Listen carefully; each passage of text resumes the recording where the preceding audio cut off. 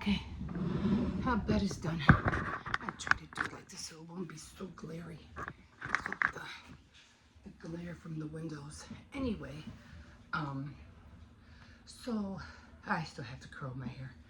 I just washed it this morning. Oh, yeah, this bed is like a workout. Not to mention running after the dog. It's another workout. But I wanted to touch on something real small because I was watching these what were they? They were like upcoming empires, like you know how they came with what was that? What was that? Oh, um, the big buildings like the one in London. Not Sargis. What was it?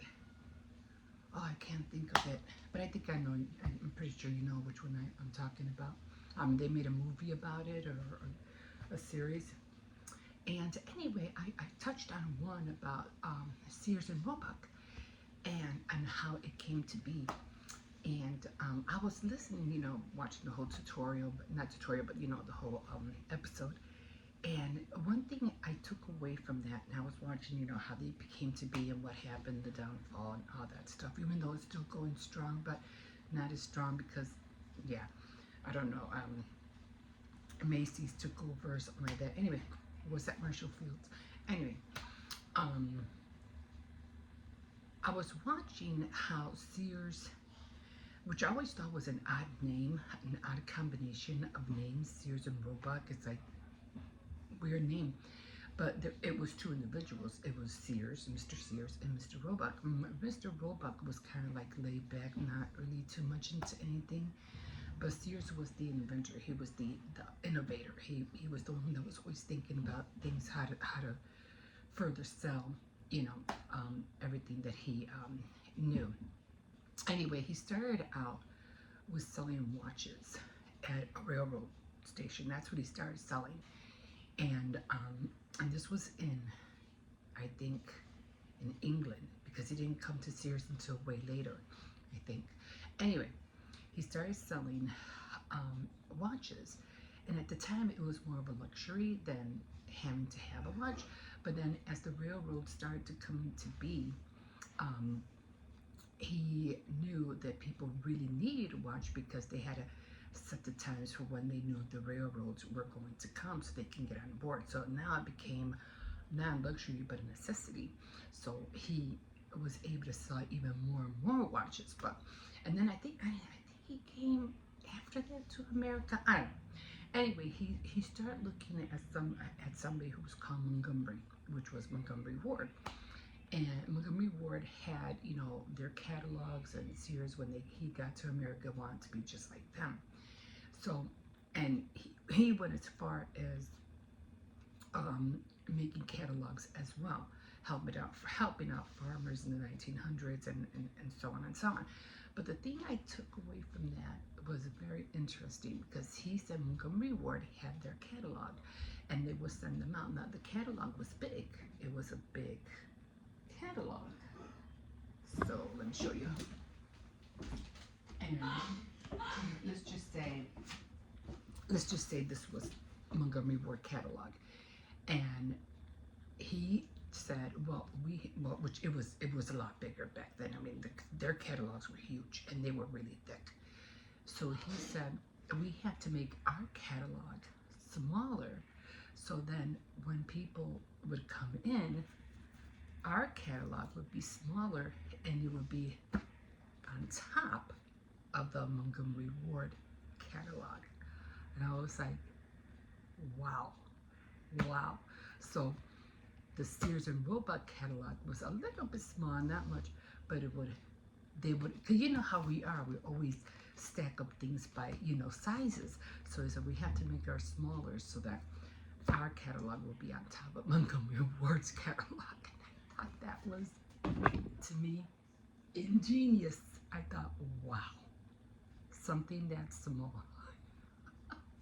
I love that. And there was other things I took away from that, but that blew my mind. I go, very smart, Very smart. Okay, so I just have to curl my hair. I have to step out and get this day going. We'll see you in a bit. Ooh. Good morning, everybody. I'm sorry, I have just got back from dropping off the kids at school. They're only going to have like 3 days this week. So, yeah. Because it's report card pickup day or something like that. So they're going to be only, well, the little ones are only going to have 3 days. The older one is only going to only have Friday off. But I said, you know what? I'm going to have to figure it out. I'm going to have to try to keep them busy. Anyway.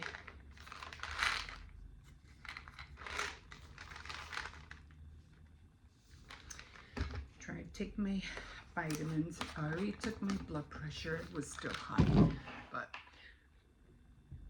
I'll take that in a minute.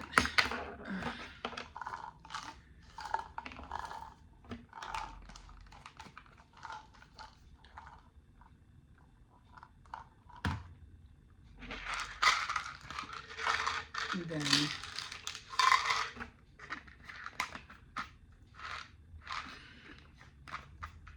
one for good measure. Okay, so this is what I'm tabbing. And I just made myself, I haven't even done my bed yet. Our little doggy, he's right here. No, you can't, hold on. He's right there. He's just watching me. Are you gonna share? No. Nah, he already ate this morning. He had,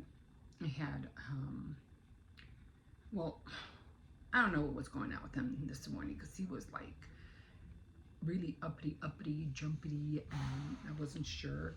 He just kept running back and forth and talking to me like, you know, moaning, and I know something was wrong. I'm like, he has to poop. I know he has to poop, but he didn't want to go to the bathroom. And so I was like, okay, I'm gonna wait. And then sure enough, after a little while, he started acting up again. I was like, what is going on? And this was even after, what do you call it? After the kids got up, and he was still like, I know he has to go to the bathroom. And then I had given him some of my pulled chicken.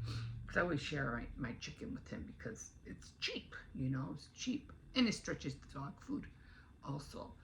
So, and we always give him snacks. He's always having snacks.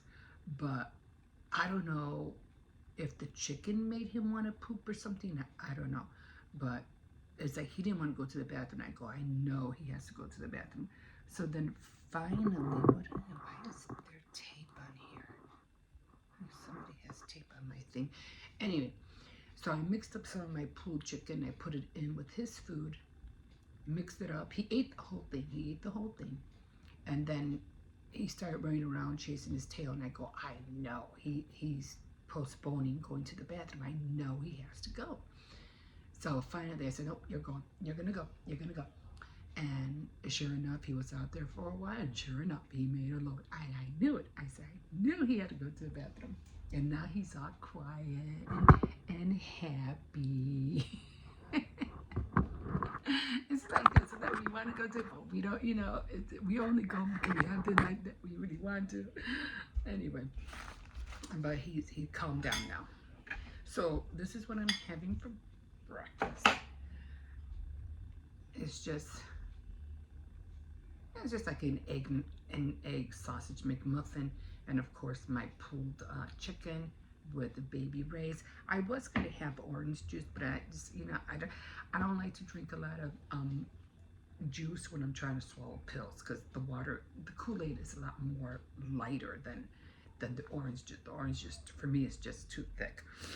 So yeah, so after I finish this, I'm gonna work on my bed. Sorry there wasn't a video up yesterday. I just, you know, I just like, the kids weren't around. I took advantage of it. You know, it's not, and the only times I could really sleep in, and that is when the kids are not here.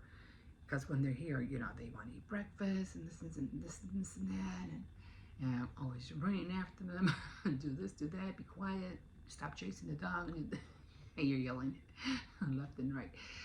So I say, you know what, I'm take advantage of it. I'm just gonna rest. And that's what I did the whole weekend, Saturday and Sunday. I was in bed. Like, I didn't want to get up. Well, to tell you the truth, the medication that they gave me did kind of make me sleepy. So it's come not taking them right now because they just like really make me like, why it makes me loopy, but then I feel so sleepy. And I was like, no, I don't want to feel tired. I can't afford to feel tired or be sleepy all week. I have to take care of things. Kids have to go to school. I have to get things done. So I eat this, take my vitamins, take the blood pressure pill because I still got that. And then I'm going to work on this room. We'll see you in a bit.